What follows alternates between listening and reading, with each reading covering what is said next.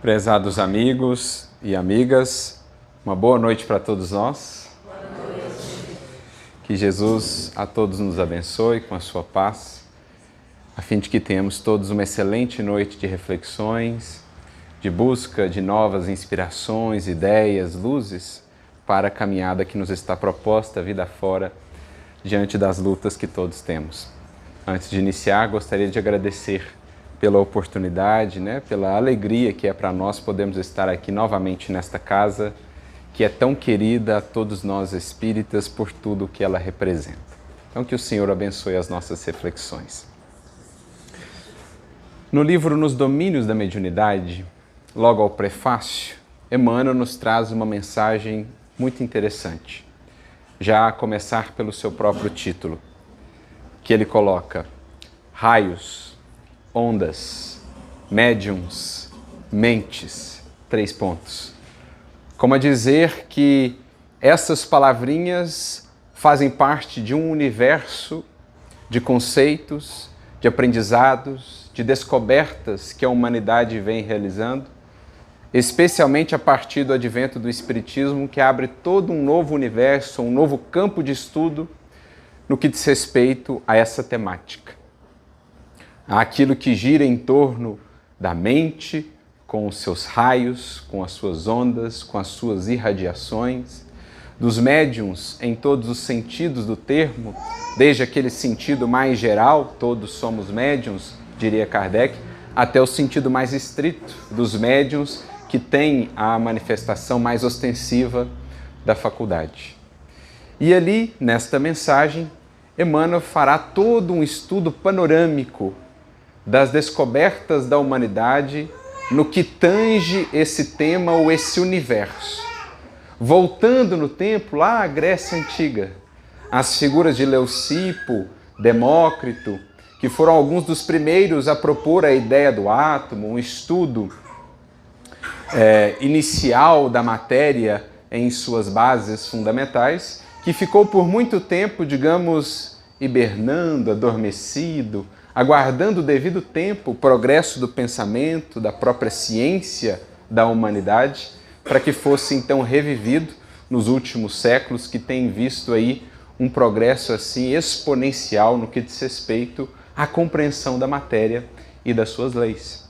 Então, começando por Leucipo, Demócrito, ele vem listando uma série de sábios, de cientistas ao longo de tantos séculos, de tanto tempo, que foram trazendo as suas contribuições para esse tema, passando inclusive por alguns mais próximos de nós no tempo e que foram muito conhecidos, como Bohr, Planck, Einstein, que deram aí os seus contributos para a compreensão dessas leis que regem a matéria. Mas é claro que, do ponto de vista exclusivamente material, embora tenhamos avançado muito, faltam certos elementos, certas compreensões que estava reservada ao Espiritismo, enquanto ciência do Espírito, enquanto ciência espírita, estava reservado a ele ofertar à humanidade. Por isso, nesse movimento, nesse fluxo de progresso em que a humanidade está inserida, para que possa compreender tudo aquilo que a cerca, não só o que podemos tangenciar, tocar, acessar com os nossos sentidos, ou com os nossos instrumentos, Emmanuel vai dizer, em determinado momento desse texto, químicos e físicos, geômetras e matemáticos, erguidos à condição de pesquisadores da verdade, são hoje, sem o desejarem ou sem o saberem, sacerdotes do Espírito. Porque o resultado de suas acuradas, dedicadas pesquisas será fazer com que o ateísmo e o materialismo sejam compelidos a desaparecer por falta de matéria, à base de suas concepções muitas vezes negativistas. A matéria que outrora considerávamos ser a base e fundamento de tudo, para muitos cientistas que já passaram por esse mundo, especialmente no contexto de séculos que viveram um materialismo profundo, um ceticismo muito profundo, Aquela matéria que julgávamos o fundamento da vida, de repente foi escapando aos nossos instrumentos. As partículas que considerávamos serem as menores, elementos indivisíveis, de repente foram se revelando como sendo formadas por partículas ainda menores. Quando fomos penetrando no universo da física quântica, fomos percebendo que concepções há muito consolidadas de repente começaram a ser questionadas.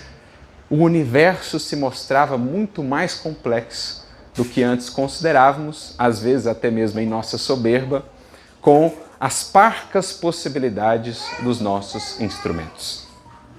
Então ele prossegue dizendo que os laboratórios, onde esses cientistas se dedicam aos seus estudos da matéria e aquilo que diz respeito à matéria, na verdade vão sendo convertidos em templos onde a inteligência é compelida a estar a serviço de Deus, das suas leis, do processo de revelação e esclarecimento da humanidade.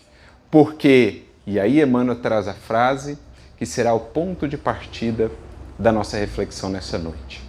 O futuro pertence ao Espírito. O futuro pertence ao Espírito.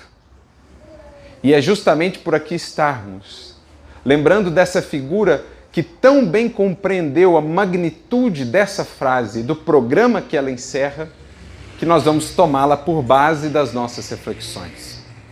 Porque Chico Xavier foi, de fato, um arauto desse futuro que pertence ao Espírito. Não só pelas páginas que nos trouxe, esclarecendo-nos profundamente, de maneira tão vasta, acerca dessa realidade espiritual, as páginas de André Luiz, as páginas de Emmanuel, as páginas de outros tantos benfeitores que por meio de suas mãos nos trouxeram as suas contribuições valiosas, mas mais do que isso, a vida de Chico Xavier é daquelas que refletem uma tal vida em que o Espírito, enfim, passa a preponderar por sobre a matéria. A vida de um espírito que, em estando na matéria, não deixou que ela abafasse a tal ponto de esquecer-se das finalidades maiores do que seja a vida e a passagem por esse mundo. Quando assim se dá em uma vida, muda-se por completo a visão, a compreensão do mundo, de tudo aquilo que nos cerca, das dores aos recursos que nos são ofertados. Tudo será enxergado de uma maneira mais lúcida, mais profunda, mais consciente, a partir dessa nova perspectiva que o espírito passa a ter quando toma consciência dessa realidade espiritual e por ela, ou por meio dela, passa a se conduzir. Chico Xavier, portanto, como foram outros, Eurípides Barçanufo, outros grandes nomes de nossa seara espírita, voltando àquele que foi o grande iniciador, Allan Kardec, foram de fato arautos, grandes mensageiros dessa realidade do futuro que o Espiritismo vem descortinando para a humanidade, como principal contributo seu para o progresso de cada um de nós e da humanidade como um todo. O que nos faz buscar o próprio Livro dos Espíritos. Quando vamos lá na parte das leis morais, naquela que versa sobre a lei de progresso. Temos um subtópico dentro do estudo dessa lei, chamado Influência do Espiritismo no Progresso, questões 798 em diante. E já a primeira questão dessa parte, a questão de número 798, nos chama a atenção aqui dentro do tema que vamos abordar. Kardec pergunta assim: o Espiritismo chegará a ser uma crença comum ou será apenas partilhado por alguns? Essa é uma pergunta da mais alta importância, porque Kardec não está falando ali de proselitismo. Ele não está falando de um rótulo apenas. Ele está falando, ou indagando aos espíritos, aquilo que o Espiritismo divulga, aquilo que ele revela, manter-se-á dentro de um círculo estreito, alguns poucos alcançando isso ou partilhando essa visão, ou passará com o tempo a fazer parte do próprio patrimônio de conhecimentos da humanidade. Como hoje, por exemplo, temos a compreensão das leis físicas, materiais que foram descobertas pela ciência. Ninguém duvidará do papel da gravidade, é uma lei estudada, compreendida, embora existam alguns meandros ainda por compreender. Temos aí o que a química, o que a física, o que a biologia nos tem revelado acerca do funcionamento da matéria, dos processos biológicos, fisiológicos e tudo mais que nos cerca por meio dos instrumentos que fomos desenvolvendo. Então isso passou a fazer parte do piso de conhecimentos já consolidados pela humanidade. Kardec está perguntando, o mesmo se dará com esses conhecimentos de natureza espiritual? E os espíritos, então, responderão que sim, que eles se tornarão crença geral, não no sentido de que todos propriamente adotarão o rótulo de espíritas, mas a sua visão estará renovada, modificada, por isso que o Espiritismo revela que não é dele, é da lei natural. Por isso, na resposta, eles dizem, sim, se tornará crença geral, porque está na natureza e é chegado o tempo de ocupar o lugar que lhe cabe dentro dos conhecimentos humanos. Então, está na natureza e é chegado o tempo de ocupar o seu lugar dentro desse patrimônio acumulado de compreensão da vida, tanto do ponto de vista material, como agora, mais especialmente, do ponto de vista espiritual. E eles acrescentam mais, dizendo que isso marcará uma nova era para a humanidade terrestre. E é isso que Emmanuel quer dizer com o futuro pertence ao Espírito. Nós estamos vivendo no limiar de uma nova era para a humanidade, em que, de fato, o Espírito será alçado à posição que lhe é devida, destronando, enfim, a matéria que por muitos séculos ocupou essa posição de proeminência. Tanto em termos dos nossos interesses, dos espíritos que aqui temos encarnado, em geral, majoritariamente, ao longo de muitas e muitas encarnações, nossos principais interesses têm girado em torno da matéria e daquilo que lhe diz respeito, como também a nossa própria compreensão sobre nós mesmos. Não é interessantíssimo pensar que ainda hoje, milhões e milhões de seres passam uma existência inteira sem cogitarem da realidade espiritual? Talvez ouviram falar, a vida após a morte, mas nunca se detiveram numa reflexão mais profunda sobre isso.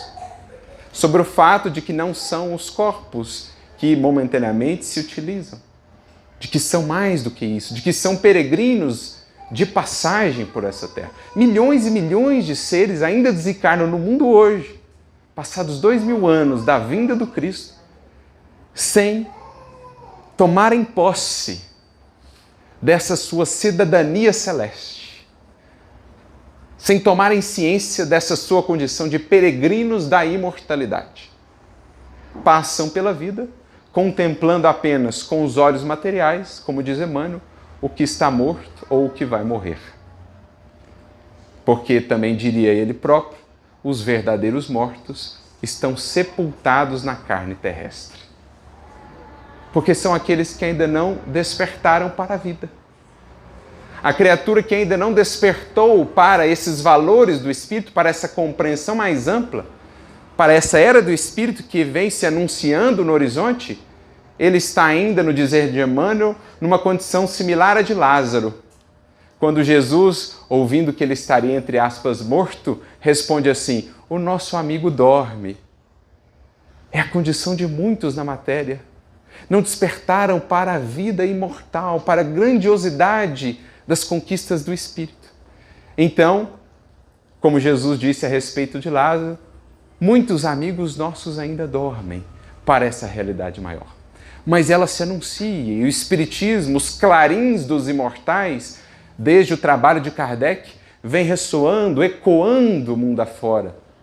Agora aqui no Brasil, sobretudo, pelo legado de tantos que por aqui passaram, difundindo essa mensagem de imortalidade que vem despertando os Lázaros, dizendo àqueles sepultados na caverna do corpo, atados como Lázaro às paixões e interesses puramente materiais. Lázaro, Sai para fora. Venha ver o que é a vida. Venha ver o que é você. Venha descobrir-se para engrandecer-se, para libertar-se, cidadão do cosmos que és. Então, é isso que o Espiritismo vem preparando. E por isso os Espíritos são enfáticos em dizer: marcará uma nova era para a humanidade, porque o futuro pertence ao Espírito. A ciência materialista, em muitas de suas expressões, por mais tenha tentado fugir disso, cada vez mais vai sendo cercada pela realidade do Espírito que se afirma. Cada vez mais a matéria parece escapar aos nossos instrumentos, parece fluir por entre os nossos dedos, escapando de nós, para dizer que para além dela há a energia, há o Espírito, há uma realidade transcendente onde está realmente a ordenação da vida. Espírito preponderando sobre a matéria. É o que temos visto, é o que estamos vendo. Por isso, na questão seguinte, desse mesmo subtópico da lei de progresso, Kardec pergunta a respeito do materialismo, né? Como é que o Espiritismo vai contribuir de fato para esse progresso da humanidade? E os Espíritos então responderão: destruindo o materialismo, que é uma das chagas da sociedade, a doutrina espírita fará com que as criaturas saibam onde estão verdadeiramente os seus interesses. E mais, deixando a vida futura de estar velada pela dúvida, ou seja, diluindo, desfazendo quaisquer dúvidas acerca do que nos espera, o Espiritismo trará a compreensão para as criaturas humanas de que, por meio do presente, estamos habilitados a preparar o futuro. Que o futuro não é algo incerto, não é algo que está somente, a gente costuma dizer, né? O futuro a Deus pertence. Num certo sentido, sim, mas o futuro também pertence, sobretudo, à criatura, porque o futuro não é senão o resultado, o produto daquilo que fazemos no presente. Escolhas, definições, hábitos construídos, conhecimentos adquiridos, são esses os elementos que moldam o futuro, porque assim quis Deus que fosse a sua obra. Nas palavras do Espírito de verdade, quis Ele que cada espírito fosse o artífice de sua própria imortalidade. Então vejamos como os Espíritos definem o contributo do Espiritismo para o progresso da humanidade. Destruindo o materialismo, o homem poderá então saber melhor, compreender melhor onde estão os seus verdadeiros interesses.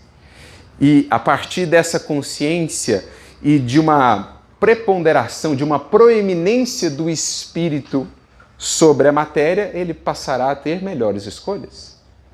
Mais consciência e lucidez nas suas escolhas, o que definirá para ele um progresso, um futuro que seja mais libertador, que lhe proporcione mais felicidade, mais paz. Então, esse é o projeto, essa é a ideia. Não avançaremos para novos patamares sem passarmos por essa compreensão do Espírito e por essa proeminência do Espírito em nosso próprio ser. Porque não é somente no âmbito das ideias ou da compreensão, é também no âmbito do próprio ser. E aqui a gente resgata alguns conceitos que são importantes, que serão trabalhados, por exemplo, pelo próprio Allan Kardec. Emmanuel vai trazer alguns contributos nesse sentido, mas se a gente volta lá ao Evangelho, veremos que lá, naqueles tempos, alguém como o apóstolo Paulo, por exemplo, já tinha essa visão do que é o processo em que estamos em cursos. Por exemplo, quando nós vamos à carta de Paulo aos Coríntios, primeira epístola de Paulo aos Coríntios, nos capítulos de número 2 ou 3, por exemplo, nós vamos ver Paulo trazendo um conceito interessante. Ele vai falar ali, por exemplo, do homem carnal ou do homem natural e do homem espiritual. E ele vai dizer assim que para o homem natural ou para o homem carnal é muito difícil compreender certos aspectos da lei divina, do universo que o cerca, da proposta de evolução, porque a sua visão, a sua compreensão ainda estão restritas a uma visão muito material do que seja a vida. E dentro de uma visão muito material, muito apegada à matéria e às paixões, algo, por exemplo, como o sacrifício e a renúncia não fazem tanto sentido. Paulo vai tratar isso de maneira muito interessante na sua carta, porque ele vai falar assim: a palavra da cruz é loucura para os que perecem, mas para nós que temos sido salvos, ela é o poder de Deus. Que coisa estranha, o que Paulo está querendo dizer com isso? Para a criatura que enxerga a vida só como prazer sensorial e imediatista, como conquistas que ornamentam a personalidade transitória, falar em renúncia a benefício do bem comum, falar do papel educativo da dor, soa para ela como algo que é loucura. Porque ela não consegue, dentro da sua visão de mundo, ainda muito adstrita à matéria, ela não consegue ver algo além do que seja o prazer imediato, sensorial, aquilo que engrandece a personalidade e não propriamente o ser, ela não consegue conceber. Então, a esse tipo de criatura, Paulo, na sua epístola, vai chamar de homem carnal ou homem natural. Ele tem dificuldade em discernir as coisas divinas, os convites da vida, os mecanismos por meio dos quais Deus vai nos ensinando, a vida vai nos educando, porque ele está preso a essa visão ainda muito estreita. Por outro lado, quando ele fala do homem espiritual, do ser humano espiritual, ele fala de alguém que já consegue ver além simplesmente do imediatismo e da aparência das coisas. Porque a dor, numa primeira aparência, num primeiro olhar, é só um incômodo a ser lamentado, do qual deveríamos reclamar. Mas para aquele que consegue ver o que ela prepara, o que ela desperta, os convites que ela faz, as coisas que ela nos convida a enxergar de maneira diferente, ela deixa de ser simplesmente um incômodo. Ela passa a ter uma função dentro da criação. Ela passa a ser vista como uma educadora, como uma mestra. Das mais difíceis, muitas vezes, mas extremamente fecunda em termos de renovação. Bastaria um olhar humilde e lúcido para o pretérito para vermos como temos aprendido com experiências dolorosas em nossa vida. Como muitas vezes os nossos maiores surtos de progresso e renovação decorreram de experiências dolorosas. Isso só consegue ver quem vê além do imediatismo, quem enxerga a vida a partir de uma perspectiva espiritual, de um ponto de vista mais elevado, como Kardec vai nos falar em O Evangelho segundo o Espiritismo.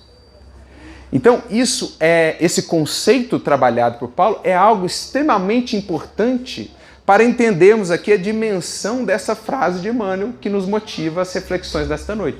O futuro pertence ao espírito, ou seja, trazendo para esse conceito, só aquele ser em que o espírito passa de fato a preponderar sobre a matéria está apto a alcançar um futuro mais promissor, a progredir a passos mais largos e efetivos em direção à sua destinação.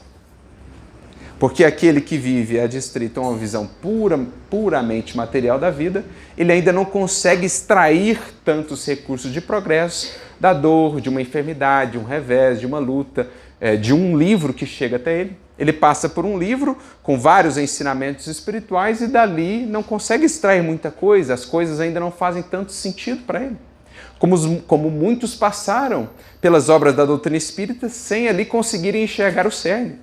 Como muitos passaram pela mensagem do Cristo sem dali conseguirem extrair o sentido profundo. Alguns que até mesmo estiveram em pessoa com ele, o ouviram falar, o ouviram pregar, mas não conseguiram entender, como um Públio Lentulus em outros tempos, a dimensão do seu programa. Por quê? Públio Lentulus era ainda um homem carnal. Mas a vida foi fazendo nascer nele essa realidade espiritual, essa dimensão espiritual mais ampla, fazendo com que gradualmente ela passasse a preponderar. E esse é o grande trabalho que hoje o Espiritismo vem recuperar. Se a gente vai ao livro Há 2000 anos, do próprio Emmanuel que aqui mencionamos, no capítulo 6 da segunda parte, ele descreve a desencarnação de alguns mártires, dentre eles a própria Lívia. E ele menciona que, após algum tempo da desencarnação daqueles mártires nos circos romanos, eles foram visitados pelo próprio Mestre, que traz ali de maneira muito bela alguns prognósticos, desenha alguns dos panoramas do porvir, falando das lutas que teríamos nesse processo de transição, mas ele conclui esse seu sermão, é uma espécie de sermão profético, complementar àquele que está no capítulo 24 de Mateus. Ele conclui dizendo assim, que depois das dores, das lutas, com o auxílio do Consolador, seriam consolidados no mundo os progressos definitivos desse homem espiritual. Porque temos reencarnado há muito nesta terra, ou talvez até em outros orbes para alguns, com que finalidade? Com a finalidade de que cada vez mais essa dimensão espiritual predomine sobre a dimensão material. O homem espiritual, então, vai nascendo de dentro mesmo daquele homem ainda muito material, que ainda se identificava muito com a matéria. Essa é a finalidade das múltiplas reencarnações. E Jesus diz, olha, com o advento do Consolador, nós vamos consolidar, enfim, o progresso definitivo desse homem espiritual. Desse ser que, enfim, estando na matéria ou fora dela, se vê como tal, espírito, peregrino, em jornada, vida imortal afora. Então isso Paulo já trabalhava há 2000 anos. Jesus deixou essa pista lá no livro Há 2000 anos, né, que foi trazida por nós, essa pista por Emmanuel, e depois Allan Kardec haveria de reviver esses conceitos. Quando vamos ao Livro dos Espíritos, questão de número 941, no comentário dessa questão, que gira ali em torno do temor da morte, Kardec trabalha as mesmas ideias. Ele fala do homem carnal ou homem material e do homem moral, que seria a sua versão para o homem espiritual lá do apóstolo Paulo. E ele fala da diferença de apreensão, de relação com a vida entre um e outro. É muito interessante a definição que Kardec faz lá e, mais ainda, vermos a consonância disso com o que já estava lá no apóstolo Paulo. Ele vai dizer assim, para o homem carnal, ele só conhece gozos e sensações de natureza material. Ele ainda não consegue, por exemplo, perceber ou sentir que a alegria, o gozo de servir é muito maior, mais profundo e mais perene do que qualquer prazer sensorial proporcionado pela matéria. Para ele, a vida se resume ao prazer do sexo, ao prazer do dinheiro, ao prazer que o poder ou a fama lhe conferem. Prazeres de natureza mais efêmera, sensorial, imediatista. Agora, o homem moral é aquele que começa a descobrir outras fontes de gozo. Para o homem carnal, a morte o assusta. A dor é algo temível, é algo do qual ele somente pensa em se afastar, ele não concebe extrair dali alguma lição. Já para o homem moral, a morte já não mais o assusta, porque traz consigo os seus maiores tesouros. A dor já não é esta coisa horripilante, porque vê nela uma mestra, vê que no verso da página do sofrimento há sempre lições luminosas para os que se propuserem a passar a página, para os que se propuserem a vivenciar com humildade aquilo que a dor propõe. Então ele vai trabalhando essa diferença no modo de lidar mesmo com a vida e com as circunstâncias, entre aquele espírito em que ainda predomina a matéria e aquele no qual já predomina o espírito. Como a dizer que somente aqueles que têm investido na realidade espiritual, esse progresso poderá se afirmar de maneira mais efetiva. Será mais eficiente porque ele conseguirá extrair de quaisquer experiências elementos de progresso e de ascensão. E o momento que nós estamos vivendo, nos dirá Emmanuel, é justamente um momento culminante, chave de transição entre o homem material e o homem espiritual. Em que o Espiritismo vem insuflar um novo surto de progresso, novos estímulos para que, enfim, saibamos colocar nas devidas posições de prioridade aquilo que diz respeito ao espírito, sem desprezar a matéria naquilo que nos proporciona, é recurso de aprendizado, não estamos aqui por acaso, não recebemos os recursos que recebemos por acaso, sejam eles a profissão que temos, o corpo que temos, a família que nos foi ofertada, os recursos monetários, os bens que tenhamos, tudo isso foi nos ofertado por um motivo, mas deve estar a serviço do Espírito, e não o inverso, e não o oposto. E Emmanuel vai dizer mais, que o quadro angustioso que nós vemos no mundo, nesses momentos que estamos vivendo, deriva-se justamente disso. Do homem material que não quer ceder, abrindo espaço para que o homem espiritual, enfim, floresça. Desabroche, se mostre, assuma o comando da vida e do destino da criatura humana na Terra. Emmanuel tem uma mensagem muito interessante que está no livro Luz na Escola, capítulo de número 14. Esse livro é um compilado de mensagens que foram recebidas pelo Chico lá na Escola Jesus Cristo, em Campos dos Goitacazes, na escola que foi fundada por um de seus grandes amigos, Clóvis Tavares e Nina Arueira. Então, ele foi algumas vezes para lá, né? O Clóvis era muito amigo dele, às vezes o Chico passava um período lá com ele, e ali ele recebia algumas mensagens do Emmanuel, de outros espíritos, então fizeram esse livro chamado Luz na Escola. No capítulo 14 temos uma mensagem intitulada Nos Tempos Tormentosos, que é fascinante, assim, os conceitos, né, a profundidade do que Emmanuel ali nos apresenta é algo fascinante. E muito da mensagem vai girar em torno dessa, não diria dicotomia, mas desse binômio, homem material e homem espiritual. Porque ele começa dizendo assim, olha, o homem material galgou culminâncias. E o mundo atesta-nos isso todos os dias, gente. Basta ligar a TV, basta acessar a internet, que a gente vê o que o homem material tem conseguido, especialmente nos 2 últimos séculos. O impensável, há 5 séculos atrás. O inimaginável. O simples fato de cogitarmos nos dirigir a outros planetas é algo que parecia assim, além de qualquer expectativa, há um milênio atrás. Já era difícil conceber a possibilidade de desbravar os mares, e foram muito corajosos os que fizeram. Agora a humanidade começa a abrir-se, melhor dizendo, né, para essa sua condição de elemento ou de fazer parte de uma família que vai para além deste planeta.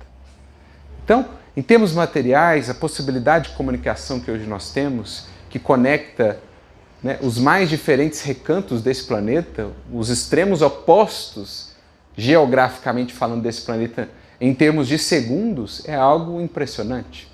Os arranha-céus, os engenhos, as obras de engenharia, de criatividade humana que temos conseguido, algo impressionante. Então, Emmanuel vem falando dessas conquistas do homem material, impressionantes. Das fossas mais profundas dos mares à estratosfera e mesmo além dela, nós temos caminhado, nós temos viajado por aí. No entanto, esse mesmo homem material que vive, diz ele, na condição de um nababo, né? O que é um nababo? Um rei, com as suas extravagâncias, nesse castelo de riquezas transitórias que fez para si, esse mesmo homem que vive nessa condição, se vê às voltas com profundos conflitos internos. Se vê sofrendo, vivenciando uma fome esmagadora de paz, uma sede dolorosa de amor. E assim se mostra, se torna patente para nós a distância entre o progresso material já alcançado e o progresso espiritual a ser alavancado. Esse é o momento que vivemos. Momento de equiparação e mesmo de sobreposição do progresso espiritual àquilo que diz respeito à matéria, às nossas possibilidades transitórias aqui na matéria. É o momento em que, enfim, nas próprias ciências humanas, começará a ser solidificada, consolidada uma visão espiritual das coisas. Até mesmo do ponto de vista das ciências que até então estudavam mais os elementos materiais. Por isso, nessa mensagem ele vai dizer, é nesse contexto que o Espiritismo vem cumprir a sua principal missão. Explicar, elucidar, despertar, esclarecer o homem espiritual para que ele parta em resgate do homem material perdido em meio aos seus castelos de riquezas transitórias. Cercado de arranha-céus, de construções impressionantes, de engenhos, de inventos, né, de algo, de conquistas jamais antes imaginadas, mas vivendo em si mesmo imensos conflitos, justamente por não saber quem é, a que de fato se destina, o que faz aqui, qual o sentido que o deve mover. Então ele acrescenta dizendo: do lamentável esquecimento das lições de Jesus e do ouvido criminoso de nossas próprias almas, deriva o quadro angustioso da atualidade terrestre. Do esquecimento das lições de Jesus e do ouvido criminoso de nós próprios. Abrimos mão da nossa cidadania celeste. Temos caminhado voluntariamente, muitas vezes ignorantes, a respeito da nossa cidadania celeste. E o Espiritismo será então a grande placa, né, chamativa, um outdoor, será essa expressão dos clarins, dos convites do alto que mais uma vez ressoam no mundo, dizendo à criatura humana: és mais do que o pó. A vida é mais do que simplesmente aquilo que podes tocar. O olho humano apenas vê o que está morto ou vai morrer, mas a visão do Espírito pode planar e alcançar horizontes, perspectivas jamais antes vistos ou considerados. É o que o Espiritismo vem fazer. E é por isso que o futuro pertence ao Espírito, porque nós chegamos numa encruzilhada. Ou abraçamos a realidade do Espírito, ou abraçamos e ficaremos abraçados como quem se abraça à própria âncora, às nossas dores e às nossas angústias. Porque fora do Espírito não haverá solução aos nossos conflitos, aos nossos dramas, às nossas indagações. E se as próprias ciências humanas serão impelidas a isso, temos a certeza de que cada um de nós também o seremos. A aprender a colocar o Espírito em primeiro lugar, na devida posição, na escala de nossos valores. Então, é isso que nós estamos vivendo. Recapitulando o que os Espíritos disseram a Kardec, que é o mesmo que Emmanuel disse lá no prefácio do livro Nos Domínios da Mediunidade, o Espiritismo vai levar a humanidade a compreender que a matéria como a considerávamos propriamente não existe. O que há é a realidade do Espírito, servindo-se do elemento material para que o progresso dos seres se dê. O materialismo, o ateísmo serão compelidos a desaparecer pela falta da própria base em que se sustentavam, porque o futuro pertence ao Espírito, à realidade espiritual.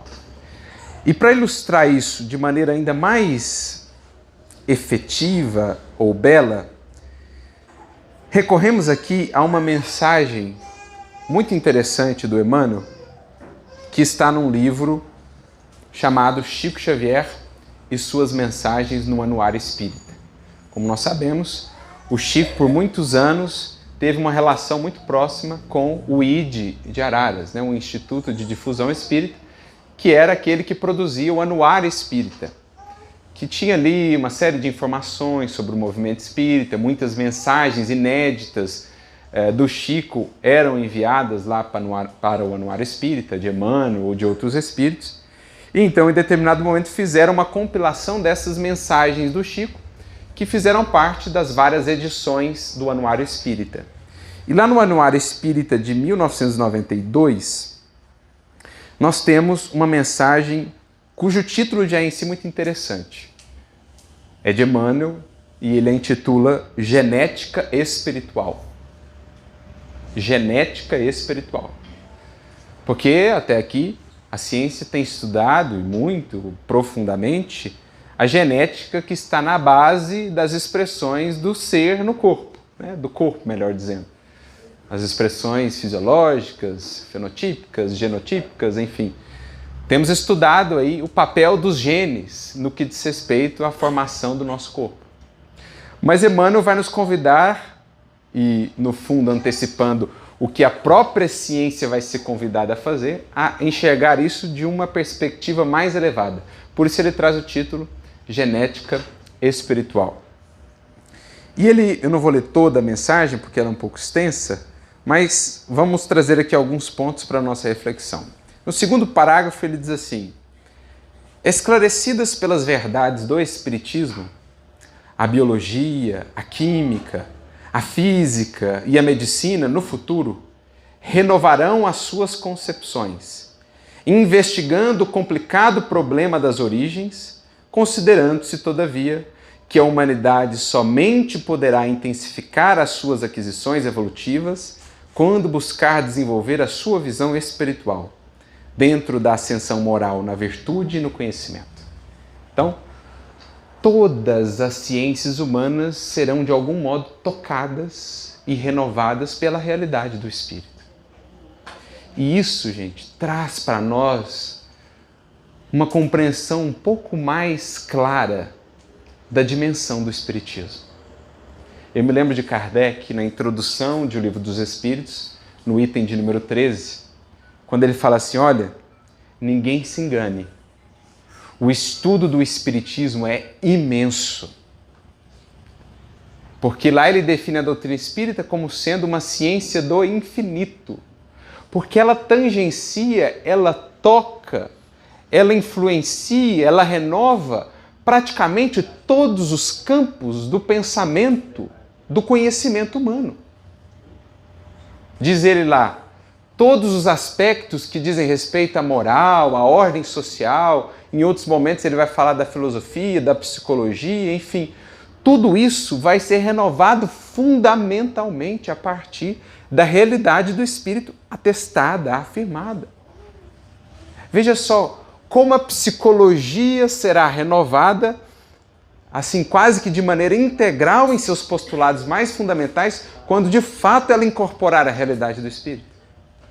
Como a medicina será renovada, quase que fundamentalmente, quando ela incorporar as realidades do Espírito. Eu me lembro de uma questãozinha que está lá no livro Consolador, questão de número 97, em que Emmanuel é indagado a respeito do papel, né, da medicina no mundo ainda, por exemplo, as cirurgias, os medicamentos e tal, já que a raiz das nossas enfermidades está quase que geralmente, propriamente no espírito. Alguém perguntou para Emmanuel se a gente deveria recorrer aos recursos da medicina terrestre, né? Emmanuel falou, olha, por muito tempo ainda vocês não vão prescindir disso, das cirurgias, dos recursos, né, medicamentosos do mundo. No entanto, Emmanuel tem um trechinho da resposta que eu acho assim, fenomenal. Ele diz assim: quando o homem espiritual dominar o homem material, então os elementos medicamentosos do mundo estarão transformados na excelência dos recursos psíquicos. Isso aqui é mais ou menos algo que Hipócrates lá atrás já dizia, o pai da medicina. As tuas forças, as que estão dentro de ti, é que te encaminharão para o processo de cura efetivo. Só que enquanto a matéria ainda tiver tanto peso em nosso ser, né, na conjunção que somos um ser tripartite, como diz Kardec, né? Elemento material, elemento espiritual e o elemento de ligação, que é o perispírito. Enquanto a gente for ainda espíritos tão materializados, mais vamos depender da medicina ainda muito material. Agora, quanto mais o homem espiritual preponderar sobre o material, Emmanuel está dizendo, menos precisaremos de recursos materiais da medicina, porque mais entenderemos que os recursos psíquicos são os mais fundamentais para os processos de cura mais profunda e definitiva. Então veja como que o futuro pertence ao espírito. No futuro, o espírito encontrará em si mesmo os recursos mais fundamentais de cura, porque assim como a matéria impõe certas restrições ou desafios ao espírito, o espírito tem ascendência sobre a matéria. E quanto mais lúcido é o espírito, quanto mais moralizado, quanto mais desmaterializado, conforme a terminologia de Kardec, mais a sua ascendência sobre a matéria é maior. e mais ele conseguirá imprimir novos rumos ao cosmo orgânico. Nova harmonia, novo equilíbrio, prescindindo de recursos externos. É isso que Emmanuel está dizendo. Quando, enfim, o espírito preponderar sobre a matéria. Isso no âmbito da medicina, isso vai valer para o âmbito da psicologia, isso vai valer para o âmbito da educação, isso vai valer no âmbito da própria filosofia, nossa compreensão da vida e do universo ao nosso redor. Então, o estudo do espiritismo é imenso, diz Kardec, porque é ele uma ciência do infinito. Então não desprezemos isso, gente. Nós, espíritas, precisamos ter muita consciência do valor do material que está em nossas mãos. O espiritismo não é uma banalidade em nossas vidas. O espiritismo não é um anexo, não é um adendo. O conhecimento espírita é o maior acontecimento da sua encarnação. Porque nada pode gerar frutos tão sublimados e dadivosos como essa legítima compreensão do que você é e de qual é o caminho do efetivo progresso. Porque além de nos ofertar a compreensão dessas leis que regem a realidade espiritual, o Espiritismo nos resgata a mensagem do Cristo, esclarecida e explicada. E a mensagem do Cristo é e será sempre o que de mais alto a humanidade terrestre já recebeu. Emmanuel mesmo chega a dizer, tudo mais, gente, é comentário. Todos os livros que Emmanuel escreveu não são senão comentários aos princípios fundamentais que o Cristo trouxe. E isso o Espiritismo nos entrega de mão beijada. Claro, há um esforço de estudo para compreendermos de maneira mais profunda, mas o Espiritismo abre muitas portas, fornece muitos recursos, muitas riquezas. Então a gente precisa ter noção do valor imenso dessa doutrina em nossas vidas. Não há nada de mais valioso que o Senhor tenha te ofertado nessa encarnação do que você saber que é um espírito, do que você saber por que está aqui, do que você saber as causas das suas aflições e do que você saber quais as chaves libertadoras para o teu destino e para a tua vida. Onde estão as respostas? E isso o Espiritismo, em conjunto com Cristo, nos tem ofertado. Então, por isso que o futuro pertence ao Espírito, porque é só por aí que a gente vai encontrar realmente os caminhos que nos libertem para outros planos de aprendizado e evolução. As próprias ciências do mundo, está aqui nos dizendo Emmanuel, precisarão fazê-lo. E nós também. Nós também. Então, não menosprezemos o estudo. Não menosprezemos esse conteúdo que nos foi ofertado. Façamos ele vibrar em nossa vida. Façamos os nossos olhos brilharem quando conversamos ou falamos sobre as realidades do Espírito. Porque a maneira que temos de contribuir para que esse futuro do Espírito venha fazer parte do presente da humanidade. Porque os espíritas ou os que trabalham pelo Cristo na seara do Evangelho, para além de quaisquer denominações, são em verdade obreiros do futuro, buscando trazê-lo ao presente da humanidade. E aí Emmanuel segue um pouco mais adiante dizendo, olha, esse homem material do qual nós já falamos aqui, né? Esse homem material já conseguiu muito e é louvável todo o seu esforço na elucidação de todos os problemas da vida. No capítulo da biologia, a teoria dos genes tem a sua importância no drama biológico e a hereditariedade física tem o seu incontestável ascendente no seio das espécies da natureza. Então, tem aí a sua razão de ser, né? Tem todo esse estudo em torno da genética do ponto de vista mais material. Aí está, contudo, prossegue ele, um campo imenso, onde os estudiosos materialistas somente poderão se socorrer das hipóteses inverossímeis caso persistam em conservar-se longe das verdades imutáveis do Espírito. Então, enquanto nós, enquanto humanidade, insistirmos em nos conservar longe das realidades imutáveis do Espírito, estaremos amontoando hipóteses sobre hipóteses, elucubrações sobre elucubrações, sem encontrarmos de fato as respostas, os caminhos para a compreensão do universo como também para a compreensão de nós mesmos. Enquanto o Espírito não for prioridade, estaremos sem rumo, sem norte. Diz ele, mais adiante, a ciência terrestre, afinal, poderá especializar as suas atividades, surpreendendo novos compêndios e catalogando novos valores nos seus centros de estudo, mas não terá realizado um trabalho mais sério em benefício da alma humana sem espiritualizar o homem. Em outras palavras, sem fazer com que o homem espiritual prepondere sobre o homem material. Porque então ele verá as coisas de mais alto. Quem está no vale não vê muito além. Quem sobe a montanha divisa um horizonte que lá do vale parecia inabordável ou inacessível. Isso vale para a compreensão das leis da natureza, como isso vale para a compreensão das questões que a vida nos propõe. Enquanto eu insistir em permanecer no vale, meus problemas parecerão insolúveis. Não encontrarei o caminho que me tire do labirinto em que pareça me encontrar. A partir do momento em que me proponho, com o Espiritismo, com o Cristo, a ascender em espírito, inundando meu olhar com a luz da realidade espiritual aplicada, eis então que um novo horizonte se nos descortina e as respostas começam a surgir. Começam a chegar sutis. Vamos percebendo que, em verdade, muitas vezes já estavam ali. Nos faltava remover as escamas do olhar, como sucedeu a Saulo. Antes de sua conversão, parecia não encontrar saída para aquele labirinto de aflição, de fanatismo, de ódio em que se encontrava.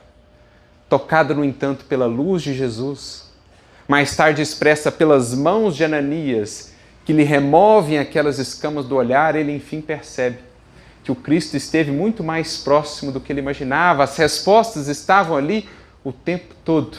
Lhe faltava claridade no olhar.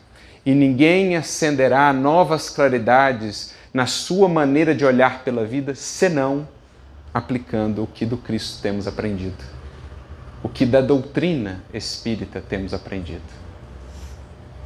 A luz do Espírito é a que há de abrir-nos novos e libertadores caminhos. Por isso, continua Emmanuel, é esse homem espiritual do porvir que poderá alçar voos mais altos, porquanto não terá a sua visão adstrita às reduzidas possibilidades do olho humano. Quem se considera matéria tem consigo ainda apenas um olho material. Quem já se vê como espírito, descobre consigo um olhar espiritual para a vida, para as coisas, para os seres, para os acontecimentos. E já dizia Jesus, os olhos são a candeia da alma, não a janela. Na janela a luz vem de fora para dentro. A candeia é aquela que emite luz. Então, uma vida espiritualizada é aquela que emite luz do seu olhar. E onde antes via apenas a criatura caída e os seus defeitos, consegue agora enxergar o espírito em jornada, também com potenciais. Onde antes via somente motivos para condenar e atacar, entende agora com Emmanuel aquilo que é o imperativo da vida. Alimenta a boa parte do teu irmão e segue adiante. A vida converterá o mal em detritos e o Senhor fará o resto. Só quem enxerga pelos olhos do Espírito é que consegue ver na alma caída, por mais equivocada se mostre, o Espírito com imensos potenciais. Alimentar ali a boa parte e seguir adiante. Somente aquele que projeta a luz do Espírito pelo olhar é que conseguirá ver o verso da página da dor, lendo-lhe as sublimes lições de luz. Somente aquele que projeta de si a luz do Espírito pela candeia do olhar renovado é que verá, para além de toda e qualquer dificuldade do caminho, os horizontes do infinito que a todos nos esperam e que nos conclamam a avançar diante do infinito que nos chama, que são as paredes, as pedras de agora, quando temos por pano de fundo tamanha grandeza a nos chamar. Só quem se acende consegue ver mais longe, amplia o seu raio de visão. Seu campo de ação, diz Emmanuel, será vastíssimo, abrangendo o infinito, de cuja grandeza insondável participará naturalmente pelos caminhos evolutivos. Os cientistas do mundo deveriam estar atentos para com os imperativos dessa genética espiritual. Deixa eu ver aqui. Cujas lições e cujas sínteses se encontram aí no orbe totalmente no problema da educação individual e na cultura dos sentimentos. Então, se a ciência material está a estudar a genética física material, que define essa ou aquela expressão do corpo, essa ou aquela enfermidade, a ciência espírita, do espírito, vem nos falar de uma genética espiritual. Temos conosco, dirá Emmanuel em outra mensagem, o gene da divindade. Numa mensagem, inclusive, sobre educação, no livro Fonte Viva. Educa. E é em descobrindo esse gene da divindade, é em trabalhando essa genética espiritual, que tem por instrumentos ou ferramentas principais a educação individual e a cultura dos sentimentos, que enfim expressaremos aquilo que estamos destinados a ser. Imensos potenciais jazem em cada um de nós. Capacidades que por ora sequer conseguimos compreender. Potencialidades que jamais imaginaríamos poder ter, mas que o Senhor vê em nós, que estão implantadas em nós. E o cultivo da doutrina espírita é o cultivo dessa genética espiritual, é o desenvolvimento desses potenciais, tornando-os realização, tornando-os novas habilidades, novos hábitos, um novo modo de ser, uma nova criatura, diria o apóstolo Paulo. Quem está em Cristo, nova criatura é, porque descobriu esses genes divinos que partilha por ser filho do Criador, mas que muitas vezes estão lá a hibernar. Estamos aqui a perseguir o que os nossos sentidos alcançam, desesperados simplesmente pelo que é sensorial e imediato, quando o Espírito clama por algo que seja maior, mais perene, mais duradouro.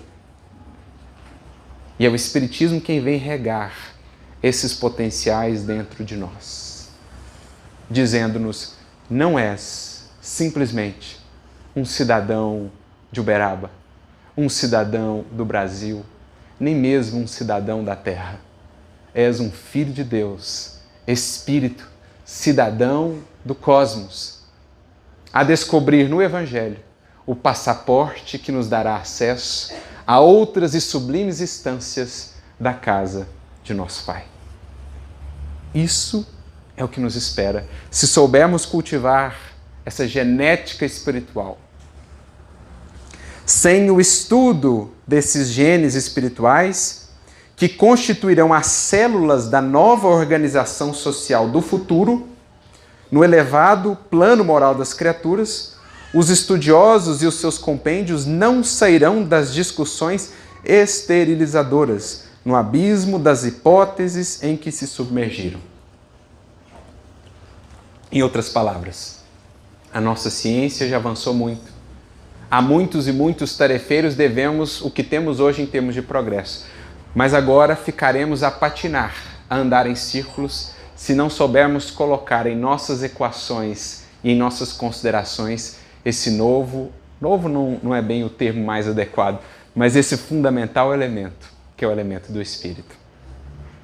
A nossa preocupação atual caracteriza-se no esforço de formarmos o maior número de corações para a grande causa.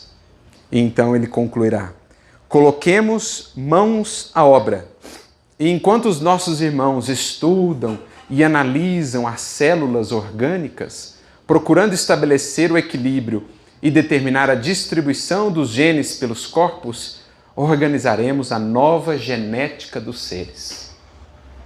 trabalhando pela edificação do homem espiritual do futuro, quando então a palavra do Divino Mestre apresentará uma claridade nova para todos os corações. Porque só a esse homem espiritual, espiritualizado, é dado compreender em sentido mais profundo as palavras de vida eterna. Enquanto mergulhamos na matéria e apenas no círculo ou no circuito vicioso de nossas paixões, diz-nos Narcisa, diz André Luiz no livro Os Mensageiros, as lições de Jesus não nos parecem nada de especial, mas a partir do momento em que trabalhamos por meio dessa genética espiritual, esses potenciais divinos, espirituais, vamos compreendendo que as palavras do Cristo ganham uma dimensão de beleza, de consolo, de resposta que antes dali não conseguimos extrair. Isso é o trabalho em curso. Tivemos tantos arautos do Espírito. Dentre eles, aquele que aqui é lembrado, que por meio das páginas que nos trouxe, em anos e mais anos, decênios de exercício tão fidedigno, tão dedicado da mediunidade, pôde ser esse arauto dessa realidade do Espírito para um mundo que ainda se vê às voltas com o labirinto da matéria. Não somente por meio das páginas e dos esclarecimentos. A vida de Chico Xavier é um atestado daquele Espírito que soube fazer preponderar o Espírito sobre a matéria. E essa é a chave de nossa libertação.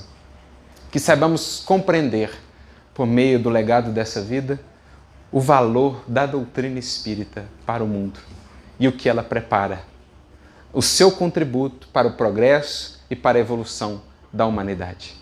E saibamos valorizar então esse legado e essa contribuição em nossas próprias vidas. Que o Espírito se afirme do nosso modo de ser. Que em tudo, nas dores, nas escolhas, nas palavras, nas ações, possamos demonstrar que por aqui passamos, mas que daqui já não somos. Que já compreendemos que, como dizia Paulo, aqui não temos cidade permanente, mas buscamos a futura. Que o Senhor a todos nos abençoe e que entendamos que o Espiritismo não é algo simples, secundário, não é algo banal em nossa existência. É o que de mais valioso temos recebido. Saibamos honrar esse investimento, espargindo para o mundo o convite a esse futuro que pertence ao Espírito. Que a todos Jesus nos abençoe, a todos vocês muita luz e muita paz.